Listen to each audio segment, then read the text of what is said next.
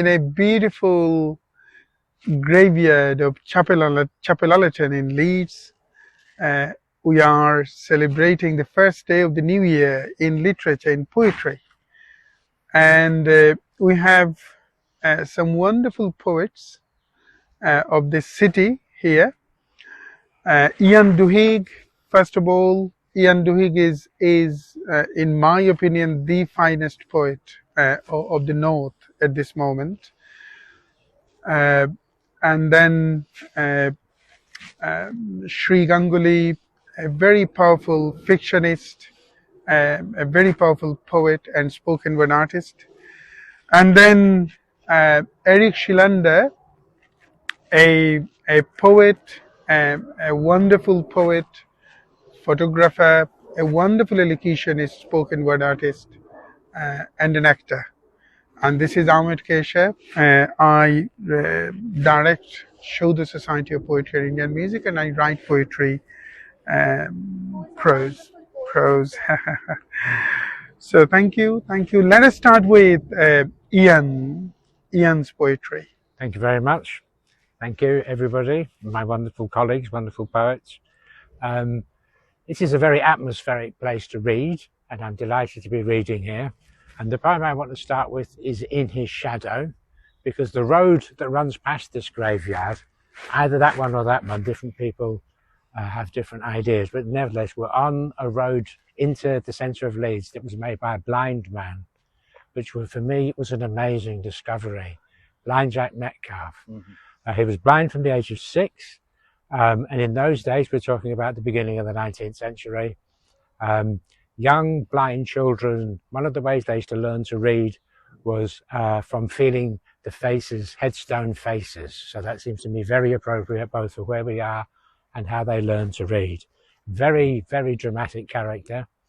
I ended up calling my book The Blind Road Maker after him. It seems to me significant, not just in terms of what he did, but like if you have parents who came from another country, as mine did, they were making new roads for their children.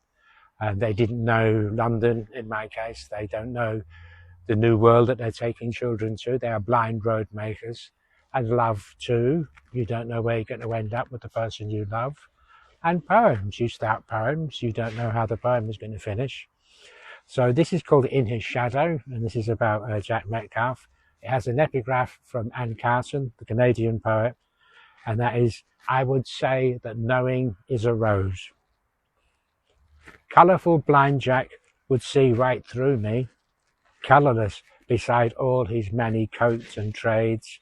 Technicolor escapades my dull ink must betray. A froggy lover, like those he saw off at Culloden, he'd scored me stumbling comme sur les pavés, how I used that line from Baudelaire for a crutch. My fiddle with words, while his own played tunes Jack only had to hear once to know backwards. He played to lead the Yorkshire Blues into battle. Women fell for him too, even later on in his life when Jack always stunk of pitch like old Nick. He could sweet talk or write to get somewhere.